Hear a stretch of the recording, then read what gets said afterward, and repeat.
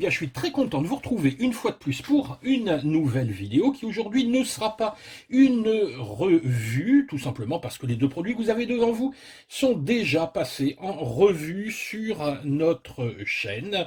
Tout d'abord, ici, le micro-hélicoptère eShine E160, le successeur de l'XKK 130 qu'on avait essayé. Je vous mets en description ici le lien pour la revue de cet hélico. Et puis la super radio, la radio qui n'en finit pas de m'épater, la Radiomaster TX16 multi-protocole. Ici, elle a abandonné son module Crossfire, tout simplement, parce qu'aujourd'hui, on va essayer de joindre l'utile à l'agréable, c'est-à-dire d'associer ce micro-hélicoptère qui était livré et piloté par cette petite radio grâce à un protocole Futaba. Eh ben oui, ici on a une radio multiprotocole, donc on va utiliser le protocole Futaba de cette radio et surtout profiter de la polyvalence et de la puissance du firmware OpenTX pour régler cet hélicoptère aux petits oignons. Alors, dans un premier temps, je vais vous expliquer un petit peu comment faire le paramétrage sur cette TX16S.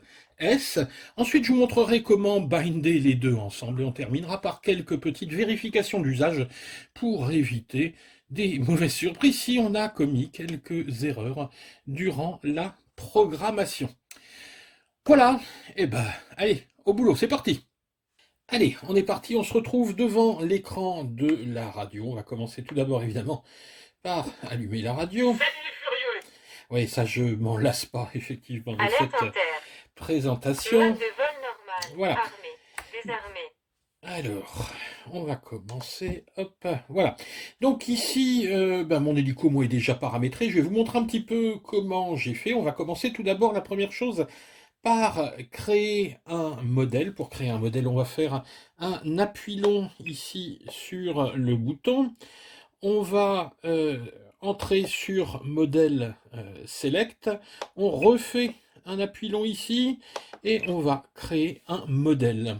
Ici, moi je n'ai pris que la possibilité de créer des modèles de planeurs et d'avions tout simplement parce que avec le contrôleur de vol, ici, on va tout simplement faire un modèle avion.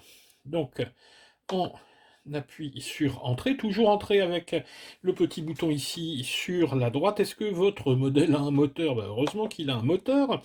Ce moteur sera activé, sera contrôlé par le channel 3, on est d'accord. Hop.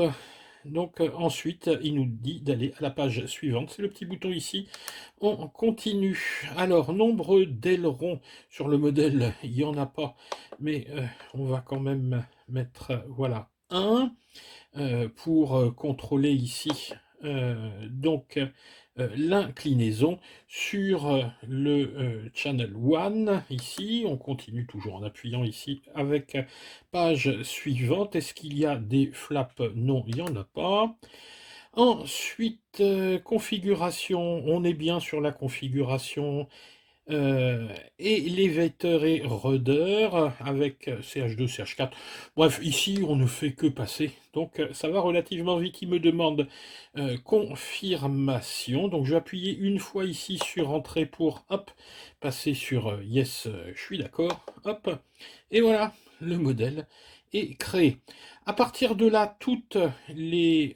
donc, il nous demande de revenir ici. Hein. Voilà, ce modèle est créé et sélectionné. Je reviens en arrière pour rentrer dedans. À partir de là, toutes les modifications que je vais vous expliquer par la suite, vous les effectuerez sur ce modèle que vous venez de créer. Alors moi évidemment je ne vais pas tout refaire parce que c'est un petit peu long. Donc je vais utiliser le modèle que j'ai déjà paramétré pour vous montrer ici toutes les options que j'ai sélectionnées. Donc je vais aller hop sur mon E160 tac, qui est ici. Donc je le sélectionne. Alerte inter. Hop, Mode donc, de vol normal. voilà. Armé. Il me remet les alertes. Hop, tout va bien. Voilà. Donc, là, ici, c'est mon modèle complètement paramétré. on va aller voir dans un premier temps tout ce qu'on va trouver à l'intérieur de ce modèle. Pour cela, on va appuyer, on va faire un appui long ici sur la touche modèle et on se retrouve ici dans le paramétrage d'OpenTX. Alors ici vous avez un certain nombre de pages. Pour passer d'une page à l'autre, on utilise ces deux boutons, là pour avancer, là pour reculer. On va commencer tout d'abord par le setup du modèle. Dans un premier temps, vous allez sélectionner ici, changer le nom de votre modèle. Moi je l'ai appelé E160. Ensuite vous avez la possibilité de prendre, de mettre une image. Alors moi ce que j'ai fait, c'est j'ai tout simplement pris une image de mon hélico et je l'ai rentrée dans la radio en branchant la radio par le port USB qu'on trouve au-dessus. Hein. Vous branchez le port USB de la radio sur l'USB de l'ordinateur, vous mettez vos deux trims vers l'intérieur et vous allumez, et là vous pourrez alors avoir accès à la mémoire de la carte SD et rajouter tout simplement une petite photo. Il suffit qu'elle soit au format 480 x 272 pixels maximum, et vous pourrez rentrer comme ça la photo que vous voulez pour agrémenter un petit peu ici votre programme. Ensuite, moi j'ai mis un timer, donc ici on, j'ai sélectionné 4 minutes, l'alerte ensuite, donc voilà, là j'ai rien changé, j'ai mis la voix ici, et la voix va m'annoncer, va faire un décompte toutes les 30 secondes, donc m'annonçant le timer toutes les 30 secondes. Voilà, il n'y a rien d'autre à faire sur la première page, donc le timer, le nom et la photo. On va passer ensuite, alors ici, il n'y a pas besoin de remplir cette partie, tout simplement parce qu'on a un contrôleur de vol qui va se charger de tout sur l'hélicoptère. Ensuite, on va passer, ça on va revenir un petit peu après. Ce qu'on va commencer par faire, c'est s'attaquer aux courbes de gaz et aux courbes de pitch. Hein. Vous savez que sur un hélicoptère, on contrôle la montée et la descente en faisant varier à la fois les gaz et l'incidence des pales. Pour cela, il faut des courbes qui vont contrôler spécifiquement l'un et l'autre. Et on va se placer, nous, ici, dans 3 situations. La première situation, c'est un vol normal, que j'ai appelé ici donc TH pour throttle normal, qui ira avec PI pitch normal. On aura la situation ensuite throttle 1, ce qu'on appelle Lidl up 1. Il n'y avait pas assez de lettres ici, on peut mettre que 3 lettres. Donc j'ai mis TH1 qui ira avec PI1 et TH2. 29, Ah, 28, voilà. désarmé. Excusez-moi, elle décompte. Et donc TH2 qui ira avec PI2. Et puis une dernière situation importante, c'est THC, TH cut, throttle cut, c'est-à-dire la possibilité de pouvoir couper vos gaz. Ça c'est hyper important. Alors on commence par cette courbe ici, donc que j'ai appelé THC. On passe, donc ça on laisse standard. Là ici on va choisir, il faut que 2 points, vous pouvez choisir 2, 3, 4, 5 points. Donc vous choisissez 2 points, vous mettez smooth pour que la courbe soit lissée, et on va choisir comme valeur ici, moins 100 et moins 100, c'est-à-dire que ici, le throttle est tout simplement coupé. Quand on va sélectionner cette courbe, le throttle sera coupé. On verra comment la sélectionner ensuite. Donc voilà pour la courbe throttle cut.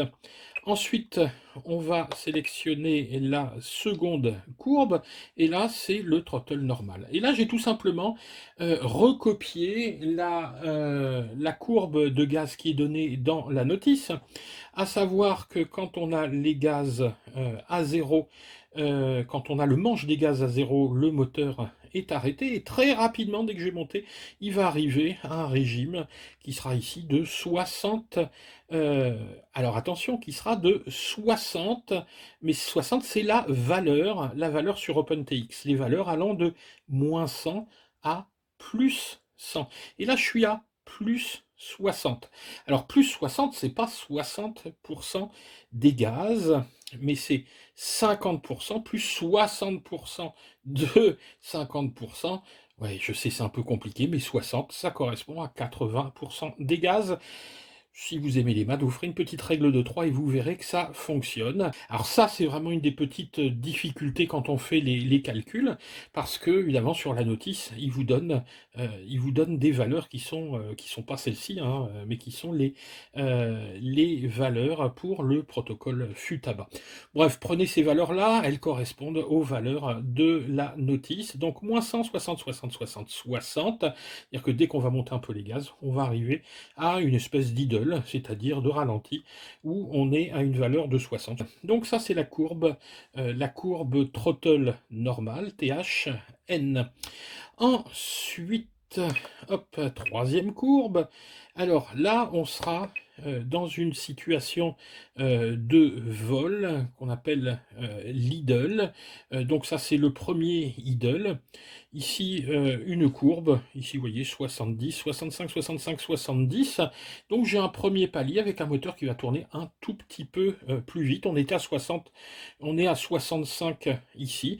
Ça correspond aux valeurs de la notice. C'est-à-dire que j'ai voulu ici non pas essayer de faire un hélicoptère un peu kamikaze, parce que ça on peut le faire, c'est pas un souci. Il y aura d'ailleurs la troisième valeur pour ça. Mais reprendre les valeurs de la notice pour vous donner au départ un hélico qui va être tout doux et tranquille à voler. Ensuite, vous pourrez modifier tout ça. Donc ça, c'est la troisième courbe. Quatrième courbe, toujours une courbe de gaz, c'est la dernière. Et là, c'est, on va dire, la courbe Starfoolilou, la courbe de dingo. C'est-à-dire qu'ici, on va pousser beaucoup plus. Ici, j'ai mis 85-80. On pourrait même monter encore un petit peu plus. On est quasiment à fond pour les gaz. Les plus dingues, d'ailleurs, monteront à 100. Hein. Ici, ceux qui veulent vraiment un max de puissance pour faire des figures 3D, moi, ça, je l'ai mis juste pour montrer que c'était faisable. Ça, je n'ai jamais osé aller me mettre dans ce mode de vol-là. Donc, on a nos courbes de gaz. On va attaquer maintenant les courbes de pas ou courbes de pitch.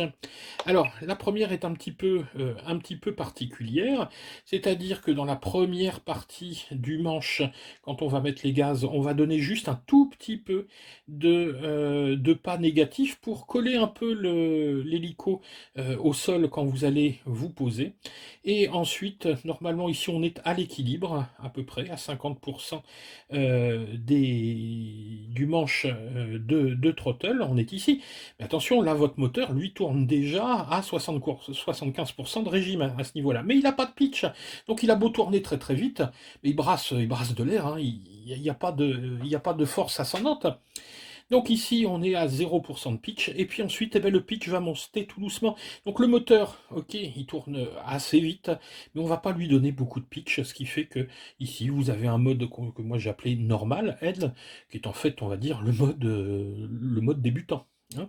Donc on va voler dans ce mode-là au début pour prendre l'hélico en main. Donc moi je vous propose cette courbe-là, moins 15, moins 8, 0, 18 et 25. Ensuite, courbe suivante, c'est la courbe qui va correspondre à l'idle 1. Donc ici, un mode qui sera un peu plus adapté à la 3D, ou si vous voulez un hélico un petit peu plus réactif. Et là, vous voyez que on va avoir du pas négatif, c'est-à-dire que là, quand l'hélico sera retourné, eh ben, il va monter. Ou s'il est normal, ben, il va descendre, mais de façon active, c'est-à-dire qu'il ne va pas tomber, il va être attiré vers le sol. Ici, vous allez mettre du pas négatif pour le faire descendre, et là, vous allez mettre du pas positif pour le faire monter, alors que le moteur, lui, tournera déjà relativement rapidement. Enfin, dernière courbe, ici, c'est la courbe de dingo. Alors là, vous voyez, c'est plus un peu de pas que vous avez, mais c'est beaucoup. On ne dépassera pas cette valeur, parce que je l'ai testé, c'est la valeur maximale des cerveaux. Après, les cerveaux arrivent en butée. Donc ici, on ne peut pas monter plus parce qu'on est limité par les cerveaux.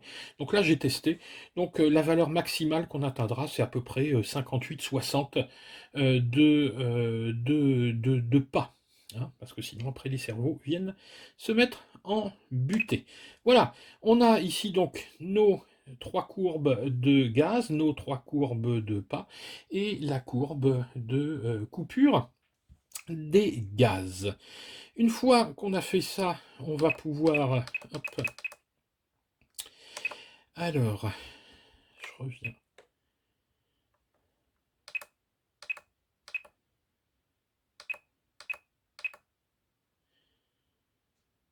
Une fois qu'on a fait ça, on va pouvoir revenir un petit peu en arrière et on va rentrer ici dans les... Alors attendez, je vérifie que, voilà, que je n'oublie rien. Hein.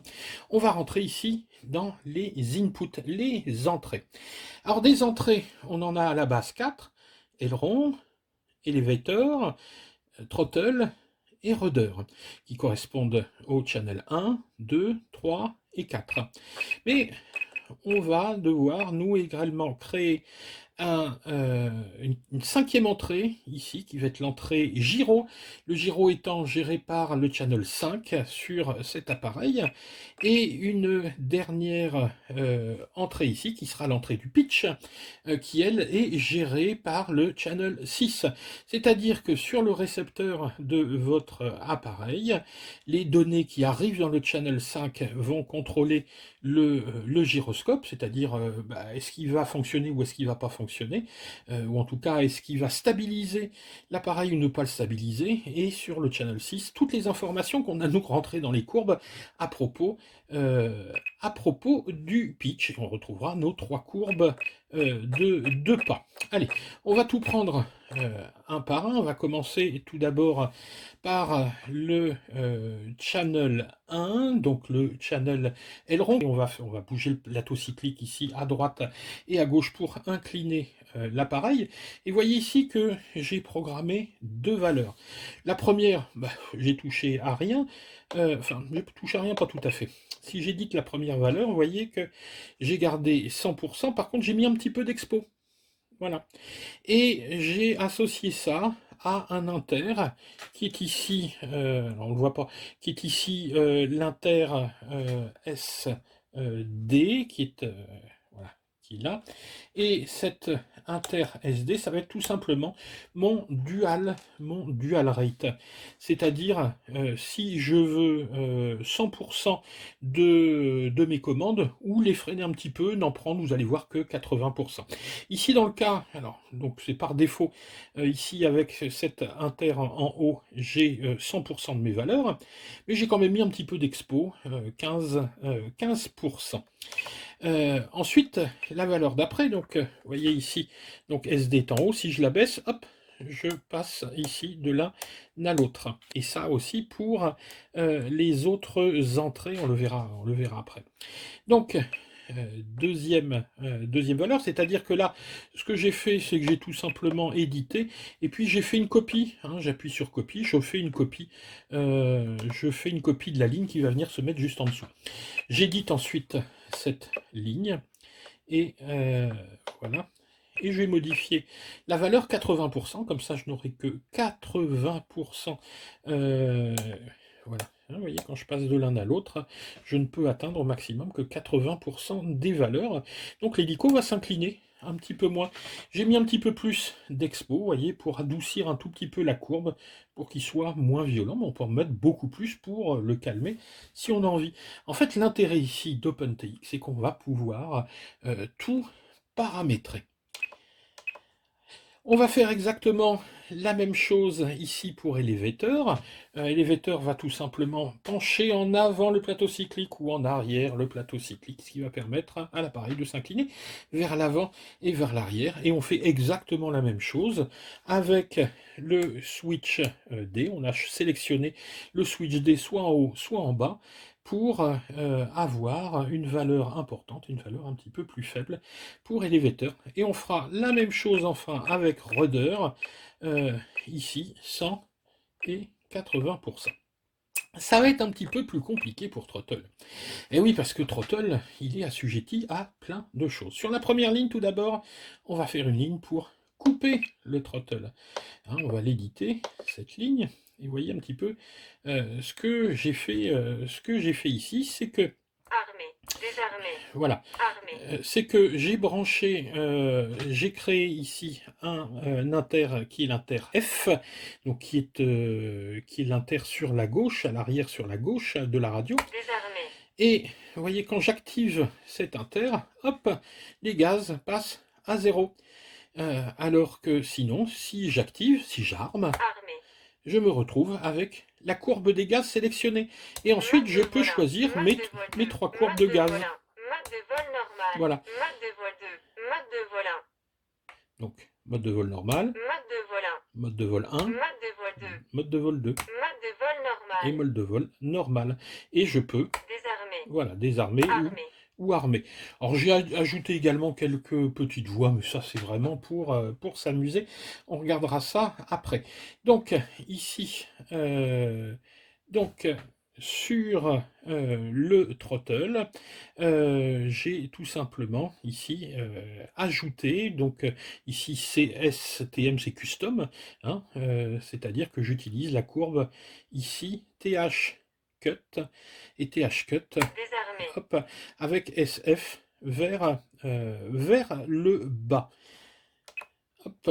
Donc ici, throttle en entrée, la courbe c'est THC et SF vers le bas. Et je vais faire la même chose, je vais copier cette ligne et je vais la copier 3 fois.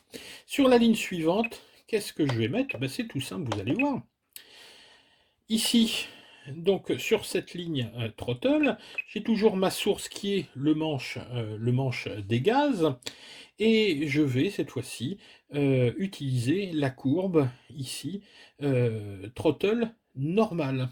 Mais il va falloir que je renseigne ma radio pour dire voilà, je suis en mode normal. Et là, je vais utiliser le switch E, c'est celui-là, il est là, le switch E. Donc ce switch E, quand il est vers le haut, je suis en throttle normal, tout simplement. Donc vous recopiez ici ces valeurs-là. Ensuite, la ligne d'après, ben, c'est exactement la même chose, mais pour le throttle 1, c'est-à-dire qu'ici je vais utiliser la courbe throttle 1, donc avec ici SE au milieu. Alors évidemment, il faut que je sois armé et que SE soit au milieu. Et là, j'ai bien, vous voyez, la courbe de vol numéro 1. Enfin, on va terminer. C'est un petit peu long, mais bon, il faut y passer. Donc par la troisième ligne ici, qui correspondra tout simplement à la courbe de gaz numéro 2 pour SE vers le bas. Donc je vous montre un petit peu ici, hein. On va mettre ici TH2 et SE vers le bas, et on aura la courbe de gaz, qui est la courbe de gaz la plus violente quand SE sera vers le bas. Donc ce qui fait que on va pouvoir finalement agir sur deux inters, l'inter de coupure, et donc de désarmement et d'armement, et l'inter ici de mode de vol, mode de vol normal, mode de vol 1, et mode de vol numéro 2. Donc voilà pour le throttle. Il ne nous reste plus qu'à régler, je vous l'ai dit tout à l'heure, notre gyro. Alors le gyro, qu'est-ce que j'ai fait? Là il y a une petite chose à savoir. Donc je vais écrire donc en nom gyro, et en source ici je choisis max. L'inter ici que j'utilise moi, c'est l'inter SA, c'est-à-dire que quand SA va être vers le haut, ça veut dire que là je suis en mode stabilisé. Et bizarrement, eh oui, c'est que le gyro, quand il fonctionne, il faut le mettre à moins 100. Et ça, je dois vous avouer que ça m'a valu un petit crash cet après-midi. C'est-à-dire que je l'avais mis moins 100 pensant que c'était 100 pour la version activée et moins 100 pour la version désactivée, comme sur les fûts à bas, mais visiblement avec OpenTX, c'est le contraire. Donc pensez bien, pour le gyro, quand il est activé, c'est la valeur moins 100. Et activé, ce sera la valeur plus 100. Donc ici, je prends le switch A. Quand mon switch A est vers le haut, je suis à moins 100, c'est-à-dire que le gyro est activé. Par contre, quand je mettrai SA au milieu ou vers le bas, vous voyez qu'il passera à plus 100, il sera désactivé. Donc ici, donc activé avec SA vers le haut. Pour les deux suivantes qui vont correspondre à l'autre position de SA. Alors j'ai mis les deux pour être sûr de ne pas être embêté, parce que comme c'est un inter 3 positions, donc j'ai mis milieu et bas avec la valeur 100. C'est-à-dire que quand je mets voilà, mon inter A, hop, au milieu, je suis à 100. Quand je le mets ici, regardez, hop, en bas, je suis à 100 également. Ça veut dire que la position haute, je suis stabilisé, et les deux autres, tac, je suis en mode non stabilisé. Le gyro ne fonctionne plus. Enfin, il va falloir aussi rentrer le pitch, hein, le pas, avec les courbes de pas. Alors tout ça est contrôlé par le throttle, parce que le pas, il n'y a pas y a pas un manche pour le pas, hein, c'est votre manche de gaz aussi qui utilise ce pas. Donc si j'édite, hop, la ligne, alors moi je l'appelais PIN. Et donc, on va commencer. Donc là, on utilise également l'inter Mode de volant. Mode l'inter de vol normal. SE. Donc tout d'abord en mode normal, quand SE est ici vers le haut, vous voyez que j'utilise la courbe PIN, la courbe pitch normale. Donc ça veut dire que quand je vais bouger mon throttle et que SE sera vers le haut, j'utiliserai la courbe de pitch PIN, tout simplement. Ensuite, quand j'utiliserai, quand mon inter SE sera au milieu, j'utiliserai la courbe PI1. Alors pour cela, je vous montre ici. Donc je suis toujours en PIN ici. Donc j'utilise la courbe PI1 pour SE au milieu. Et enfin, je termine avec quand SE est en bas. Hop, je me trompe. Mode de voie 2. Donc quand SE est en bas, je vais utiliser tout simplement, hop, ici, la courbe de pas, la courbe PI2 qu'on avait décrite tout à l'heure. Mode de volant. Eh ben, ça en fait, hein, ça en fait du boulot. Et ben c'est fini, c'est tout. Voilà, ici on a fait le plus dur. Il y a quand même une petite chose qu'il faudrait peut-être pas oublier, c'est-à-dire que ici par exemple le pitch, il va falloir le mixer avec avec le throttle, et il va falloir faire un mix aussi pour le gyro. Donc on va aller ici. Oups, je reviens sur le modèle. On va aller, hop, sur les mix. Alors sur les mix 1, 2, 3, 4 sont déjà faits, ça en touche à rien.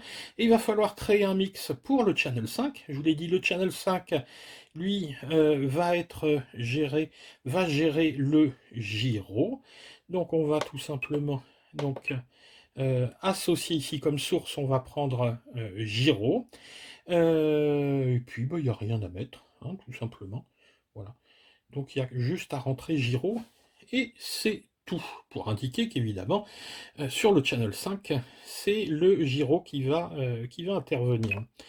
Enfin, pareil, pour le channel 6, je vous ai dit que le channel 6 gérait le pitch, il va falloir le dire à OpenTX, et pour cela, tout simplement, alors moi j'ai appelé ça pitch, hein, donc vous prenez comme source ici la fonction PIN qu'on a définie tout à l'heure. Donc vous prenez en source PIN, et puis il n'y a rien d'autre à faire. Alors je vérifie. Ah oui, dernière chose aussi, ça c'est important, sur les outputs ou output, je ne sais pas comment vous dites, il y a une petite chose à savoir qui a quand même son importance, si vous ne voulez pas vous cracher, c'est que le CH1 et le CH4, il faut les inverser. Ça, on vérifiera ça, je vous montrerai comment on peut le vérifier, mais il est important de bien inverser le CH1 et le CH4 avec la TX16S, sinon votre votre plateau cyclique pour la droite et la gauche va être inversé, et vous aurez CH4, c'est votre moteur de queue qui tournera dans le mauvais sens, votre anti-couple, hein, qui compensera du mauvais côté, donc l'hélico tournera pareil à l'envers, hein, ce qui est quand même un tout petit peu gênant. Donc CH1 et CH4 inversés. Pour inverser, c'est tout simple, vous sélectionnez la ligne CH1, vous allez ici, et la petite flèche, hop, qui était dans ce sens-là, vous appuyez et vous la tournez vers la gauche. Voilà. Et c'est tout. Et c'est tout ce qu'il y a à faire pour CH1. CH4, je regarde les courbes.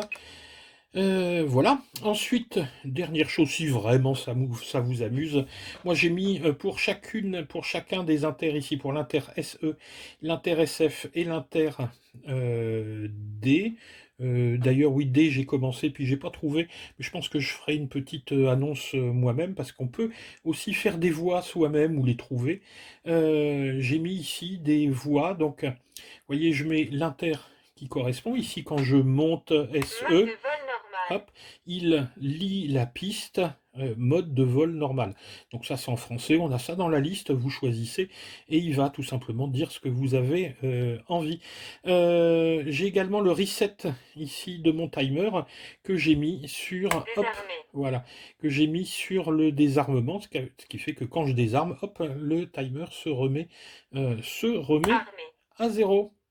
Et ben voilà. Là, je pense qu'on a fait le tour. Excusez-moi, mais je vérifie une dernière fois. Ça, c'est bon, ça, c'est bon, ça, c'est bon. Ça, c'est bon. Voilà, il n'y a pas de télémétrie ici. Eh bien, on a fait le tour. Donc on a ici un modèle, le E160, qui est paramétré à peu près comme dans la notice. Vous aurez des sensations de vol qui sont exactement les mêmes qu'avec la radio d'origine. Donc là, vous êtes en sécurité. Ensuite, une fois que vous aurez pigé le système, vous pourrez modifier un petit peu vos courbes de gaz, vos courbes de pas, pour le rendre plus ou moins violent. Vous avez ici le Lidl 2, donc le mode foufou, où là, si vous voulez de la puissance, je vous en ai mis. Et puis, on va quand même faire quelques vérifications pour voir si tout tourne dans le bon sens, et pour pas avoir de mauvaises surprises. Allez, on va regarder un petit peu ce qui reste à vérifier directement sur la machine. Bien, alors, qu'est-ce qu'il nous reste à faire? Il nous reste évidemment à binder cet hélico avec la radio, parce qu'on l'a toujours pas fait, et puis faire quelques vérifications d'usage pour voir si on a réglé tout dans le bon sens. Alors à partir de maintenant, il va falloir être extrêmement prudent, parce que cet hélico, il a beau être tout ou petit, il peut être extrêmement méchant. Donc la suite des opérations va se faire tout simplement sans les pales. Donc je vais démonter ces pales. C'est pas, voyez, le temps que ça prend. Franchement, ça vaut pas le coup d'aller s'abîmer les mains. Donc systématiquement, que ce soit sur un hélico, sur un drone, dès qu'on bricole dessus, on retire les pales ou les hélices. Maintenant, vous ferez plus mal. Vous ferez plus mal, attention quand même, parce que il reste cette hélice-là. Donc, tout ce qu'on va faire ici, on va le faire désarmer. On va bien mettre ici notre throttle cut en route, donc cet inter dont je vous parlais, qui va servir tout simplement à couper les gaz. Donc là, il n'y a plus de pales, il n'y a plus de gaz. Si j'arrive à me faire mal, c'est vraiment que je suis pas bien finot, mais on peut y arriver, vous allez voir, avec le gyro. Donc à partir de là, il va falloir que je bind l'appareil. Alors là, c'est tout simple. On va retirer la canopie. Et il y a un petit bouton de bind, et au moins là-dessus, il n'y a pas à s'embêter, parce que le bouton est très facilement accessible. Il est ici. Alors pour binder, on va aller dans Modèle. On va en bas de la page, si vous avez déjà programmé un drone et que vous connaissez OpenTX, il n'y a pas de souci, c'est en bas. Donc on va passer ici. On va mettre le module interne en route. Ici, on passera sur On. On va choisir donc Multi et on va aller chercher le protocole SFHSS, qui est l'un des deux protocoles FUTABA. Ça, c'est le plus ancien. Il y a un protocole qui s'appelle également FAS ST. Nous, ici, tous les appareils de ce type-là, que ce soit le XK110, le XK120, le XK130, enfin bref, toute la série XK, le 160, le JJRC, je crois que ça s'appelle E103 ou quelque chose comme ça, qui est un clone de ce E160. Tout ça fonctionne avec le protocole SFHSS. Et puis vous avez le petit bouton bind. Alors moi j'ai choisi mon receveur ici, mon receveur, mon récepteur, et on va appuyer sur bind. Et donc voilà, donc ça vous connaissez, il se met à biper. Et là, je vais brancher. Alors il n'y a pas appuyé en même temps, hein. Hop, là je branche et vous allez voir. Donc ici, je vais tout simplement... Oui, alors évidemment, il était déjà bindé, hein, mais bon, on fait comme s'il n'était pas bindé. On va donc appuyer sur ce bouton-là, il va s'éteindre et se rallumer et se binder. Alors on fait un appui long, dès que ça s'éteint, alors, je vous montre ici, on va faire un appui long là-dessus, dès que ça s'éteint, vous lâchez et il va se binder tout seul. Donc j'appuie, hop, ça s'éteint, je lâche, attention, tac, tac, tac, et hop, voilà. C'est bindé. À partir de là, c'est bindé. Donc je rappuie ici pour arrêter le mode bind. Et je sors. Et voilà, c'est bindé. Vous voyez? Hop, ça fonctionne. Alors, et donc à partir du moment où je suis bindé, je vais quand même vérifier que, alors déjà, mon plateau cyclique va bien dans le bon sens. Si je monte ici, normalement, le plateau cyclique devrait se pencher vers l'avant. Hop, voilà, vous allez voir. Hop, il se penche bien vers l'avant. Si je vais à droite, il doit se pencher à droite. Hop, si je vais à gauche, il se penche à gauche. Tout va bien. Alors, par contre, attention, et c'est là que vous avez intérêt à bien le tenir, parce que ça peut être méchant, il faut tester également l'anticouple.